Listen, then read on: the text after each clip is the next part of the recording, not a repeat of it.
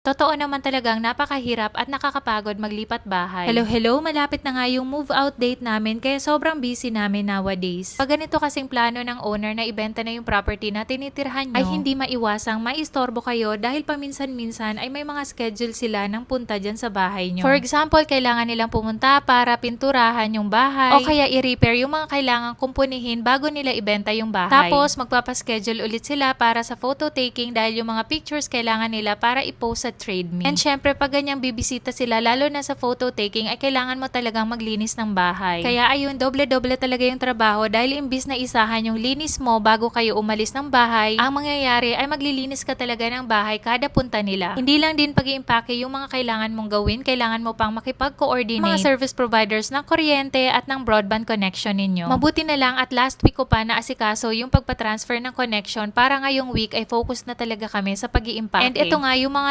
declutter naming mga damit ay idinaan ko na dito sa Salvation Army. Mas maigi talaga na sakto lang yung mga gamit nyo para pag ganitong lilipat ay hindi kayo masyadong mahirapan. Sa nagtatanong pala kung magkano daw yung weekly rent ng 3 to 4 bedroom house dito, siguro nasa 700 pataas yung magiging weekly rent ninyo niya. Kasi kami 2 bedroom house at 620 nga ang binabayaran namin.